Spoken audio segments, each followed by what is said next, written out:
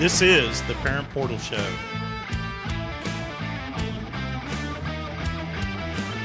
You've seen prices rise from the dinner table to the pump, but Allstate agents are seeing ways to save you money on insurance. From starting a new policy to bundling coverage or even driving safely, Allstate agents know how to maximize your savings. They'll share their knowledge as they help you personalize your coverage. Because when it comes to seeing all the ways to save, Allstate agents do it best. Mike Hammer has over 35 years as an Austin area Allstate agent. Call 512-343-6994 or visit MikeHammer@allstate.com. Savings vary, subject to terms, conditions, and availability. Allstate Fire and Casualty Insurance Company and Affiliates, Northbrook, Illinois.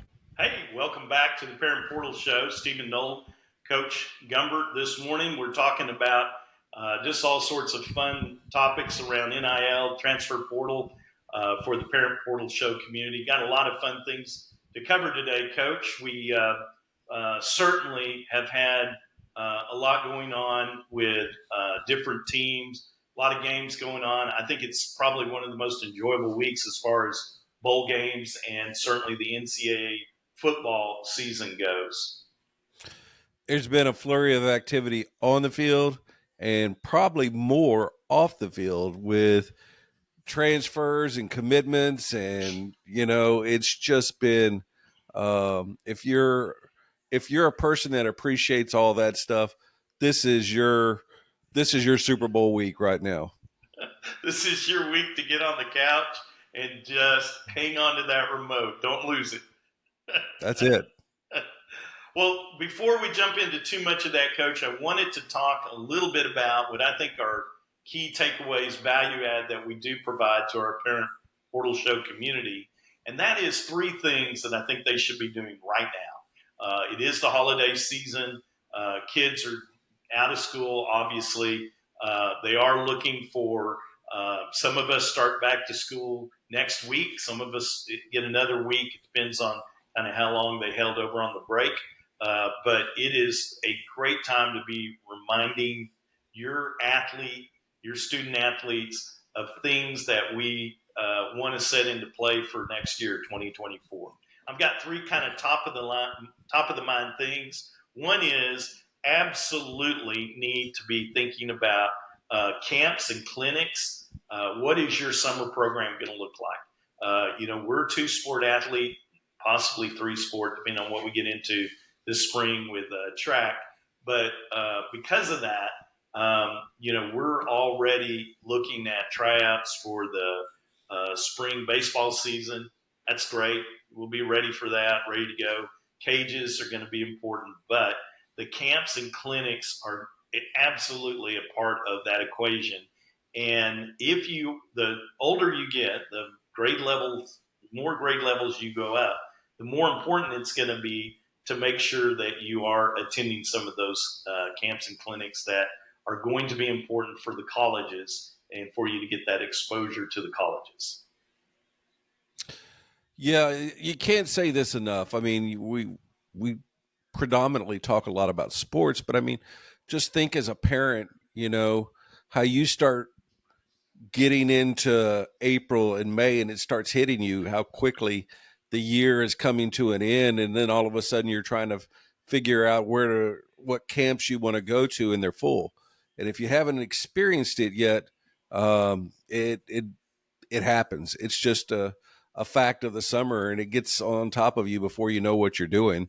And then you're kind of like, hey, can we get in this camp, or can we get to this clinic? And your words are timely, because it's like right now, this is the time you should be looking for leagues, for clinics, and these moments where outside of the school that your kids are being exposed to maybe different teachings, different ways of doing things that'll give them better tools for their tool bag.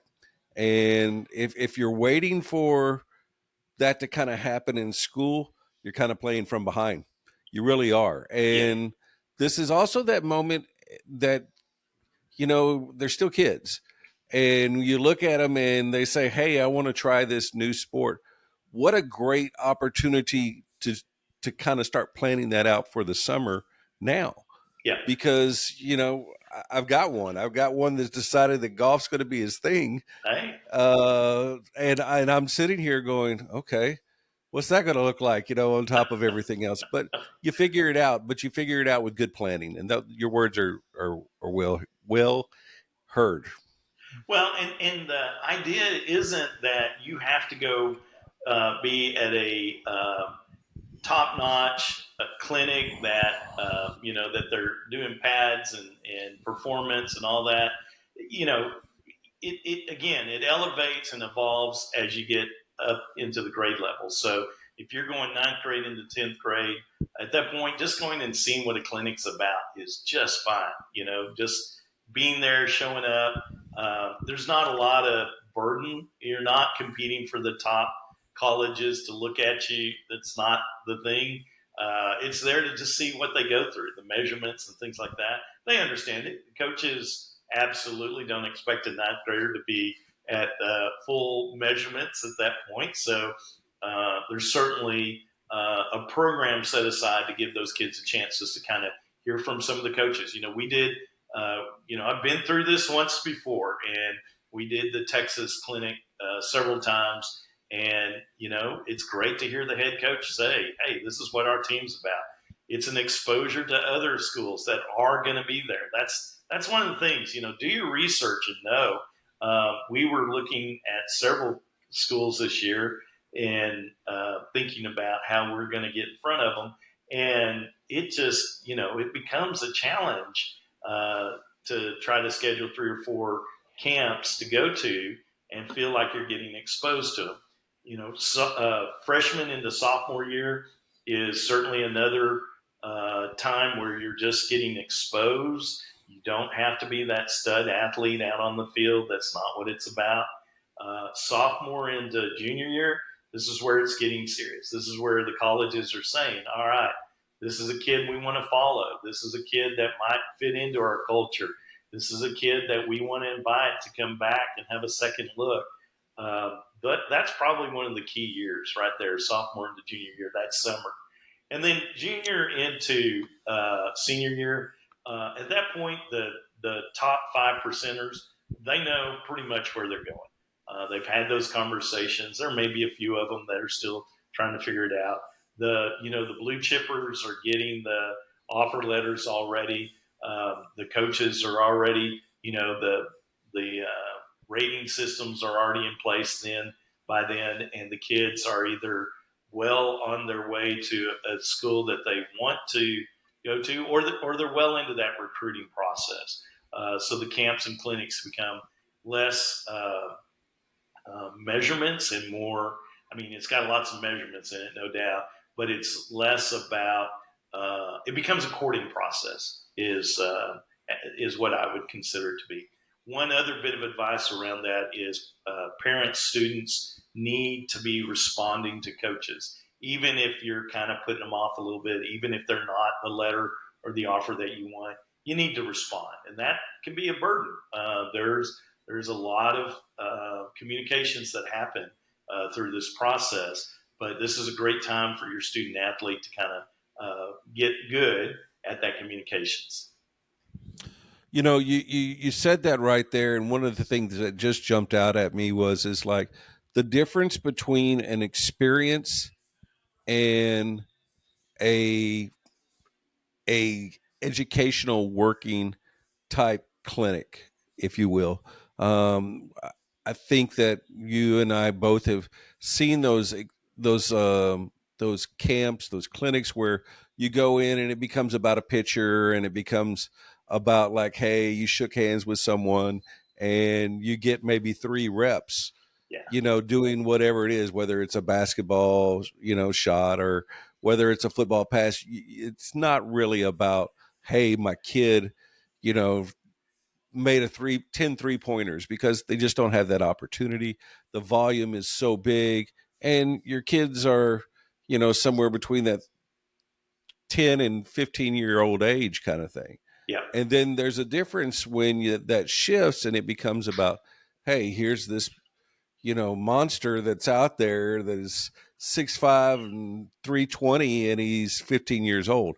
That's a different type of camp and or clinic that you're attending. And so doing your homework and understanding what is going to be asked of the athletes, how many people are going to be there, attending, who's going to be teaching it, Yeah.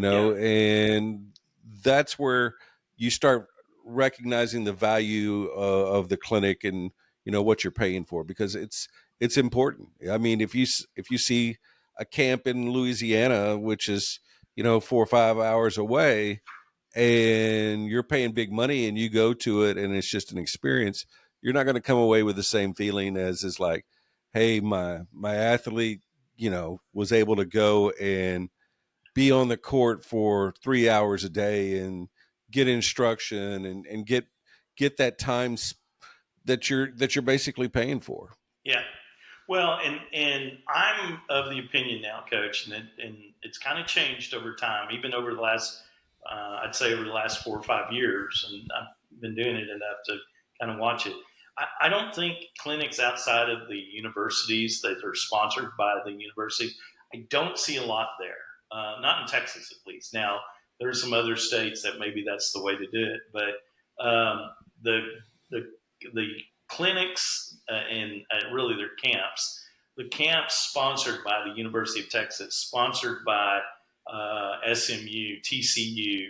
They take as many kids as they can. They're big, kind of registration. They're small fees. That's another thing. You're paying maybe $50, $75, at least for the initial kind of introductory camps. Now, when you start getting into skill positions and things like that, they might get a little bit more, but they're very there's not the level of teaching is it's I mean you just don't have enough time, right? I mean kids when you're doing clinics, this is a seasonal improvement. They can get them trained up in some ideas, some thoughts, make them better, but these are things that really are again a two-way street of information. There's coaches taking down as much information as they're giving out, and and that's a different team. So I would not encourage parents to spend a lot of money on a clinic or a camp this summer. I know a few parents that do that. They seem to get a lot out of it. We're not in that camp. We're not in that process. Yeah, it's I push people, early on into those experience clinics, camps, because it helps the parent and it helps the athlete to see, hey, I really like this, or maybe this isn't my thing. Yeah, If you go to a camp and you're running ladders the entire time, and you're like, man, this isn't what I thought it was going to be. Well, you found out early, and you can still enjoy it. It's just it may not be your thing, your passion, and I really encourage people to find that person in their community that could there you go. be a coach for them. And how and where do you find that person? Is every school that I've ever seen has that one stud, Yeah, that maybe, she's that great volleyball player, and I guarantee you that player is getting outside training somewhere else. yeah, They have to be, and so reaching out to the parents, we're a community, reaching out to that parent and saying, hey, who do you work with?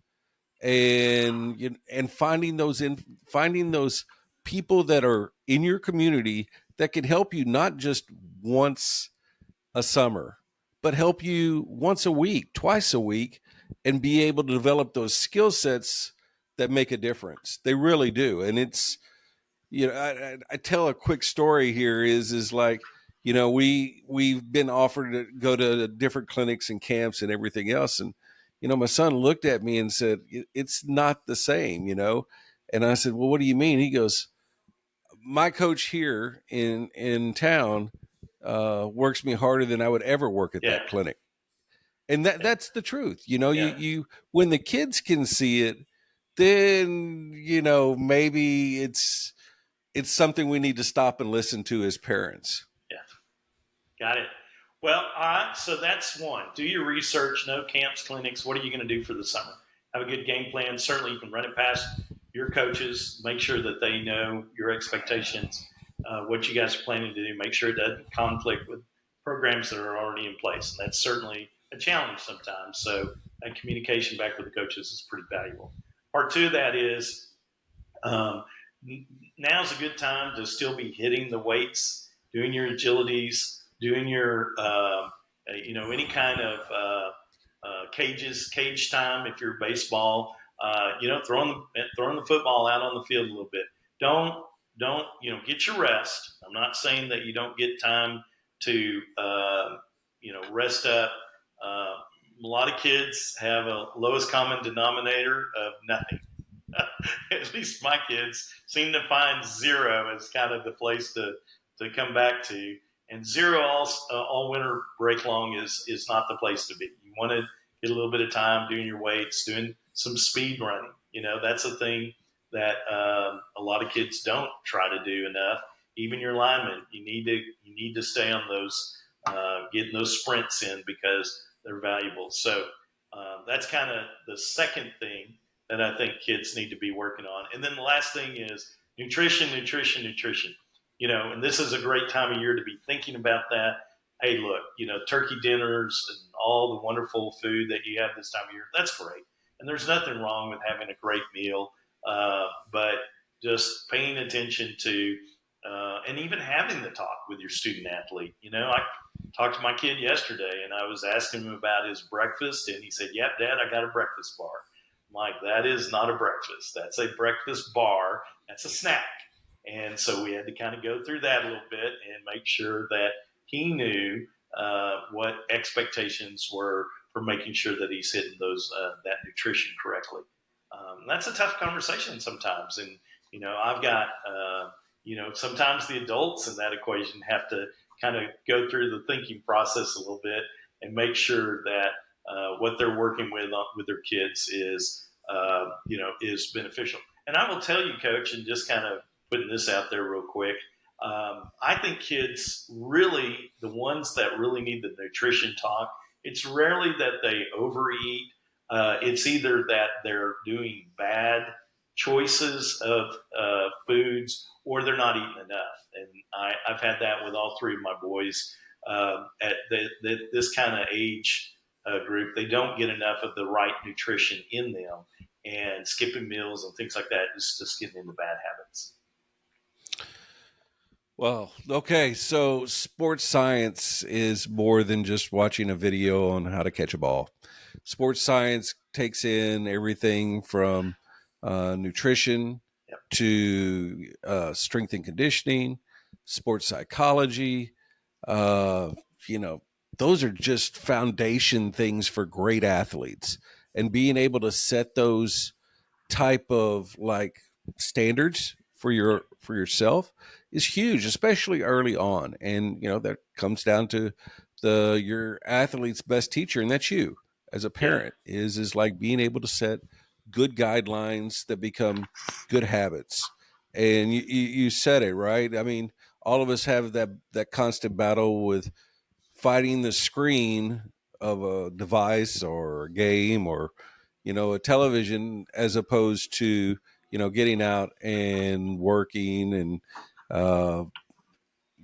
doing something besides the screen over a break. It's a delicate balance. You find yourself saying, okay, they need to recover. They've gone through 3 or 4 months of school, but in the same light, you don't want to take 4 steps back when you've gained all this work. And so it's a delicate balance, and sports science is important to start setting those standards so that they cannot lose what they've gained. I really like the weightlifting thing that you talked about, because it's one of those areas where I don't think that they had the last day of class and their coaches are like, "See ya," and it's not a bad thing. They're just like, we're overwhelmed too, and they're not sending them home with a workout plan, or it becomes one of those moments where, what do you do as a young man, young woman, to want to get better? And again, we've got to be able to help them set those standards. And I've found that accountability buddies are Yeah. that's my catchphrase right now is accountability buddies. And it's really anytime they have a buddy that will go work out with them, they're 90% more likely to go do it. When they have to get up and go work out by themselves, yeah, I don't know. It's a more of a challenge. But hey, this buddy's going, and there's a likelihood if you get two, you can get three, Yeah. and then you've got a group. And it's like you're doing it with someone together, and that always seems to be something that we try to push. Our kids to be able to find that accountability buddy that you can go do a workout with, and so far it works. Yeah. Yeah. Well, and I love that idea, Coach. We see kids in our group that could use that little access to the weight room, and my kid's great at dragging those guys along or encouraging them to come, and they come. Otherwise they wouldn't get that workout. So, and I think a group approach is fantastic because it does kind of give that, one kid can't go on one day, so you find that other kid that can go. And a little bit of encouragement, a little bit of lifting each other up is always a good thing. And my kids see it as a little bit of a reward. Hey, quality time with their friends. Well, they don't see it. As a coach, I see it this way. I'm building culture when we do that. There you go. You hear that word so much. When you and I were back in school, culture was like going to a museum. Now culture is the phrase, right? It's like, well, he's a great culture builder, kind of stuff. Culture is a very organic thing in that it starts with moments like what we're just talking about. Yeah. You have athletes that are out there and they say, hey, I really don't want to work, but okay, this guy's going to go work. I'll go work with him. And then all of a sudden, 2, 3, 4 people are doing it together. And you start building that trust, that communication, that relationship that goes not just on the field of play, it goes into your everyday life. And that's where you see that, man, I remember McCoy throwing to Shipley and they could do it in their sleep. Yeah. And it didn't happen because they went to the University of Texas and they went to practice. Those guys hung out with each other. Yeah. Their families were best friends with each other. And that's where that culture kind of started is being able to say, I know this guy so well. I know he's going to be there. And it's because we've done it in our sleep. Yeah. So. Yeah, no, love it. Love it. And that's the culture that gets the screens away from the face, right? It really does. It really does. Yeah. Investing in your friends and being around your friends, you can't, I guess you can, but you can't communicate as well through a screen when they're right next to you in the seat. And that tends to open that up a little bit. I do want to, you've said something I want to bring back. My kid was getting dropped off at camp yesterday. And he said to his mom, hey, Mom, I really feel sorry for a couple of kids. They're really going to suffer through this because they're not going to have their phones for the next 5 days. His mom was like, well, why do you think that's going to be easy on you? And he's like, oh, no, Mom, no problem. Now, this is a kid that our conversation on the way to school in the morning was very minimal because he was so into whatever was on his phone. So it'll be interesting when I pick him up from camp to see how that all worked out. In addition to the fact that he warned his mom that, hey, I may have a full beard when you guys come back and pick me up, just FYI. Okay. I thought that was pretty funny. That was one of the things he was thinking about as he was going off to camp. So anyway, those are the fun little things that sometimes kids that run through these kids' minds. I don't always understand it, but it's there. For nearly 50 years, Town & Country Sports has been the heartbeat of youth sports in North Austin, promoting fair play, sportsmanship, and most importantly, fun. TNC Sports is for kids of all ages, no matter the skill level, and we encourage the whole family to get involved. Right now, registration is open for soccer, flag football, baseball, girls volleyball, softball, lacrosse, and more. Space is limited. Don't wait. Sign up today at tncsports.org. TNC Sports. Come play with us.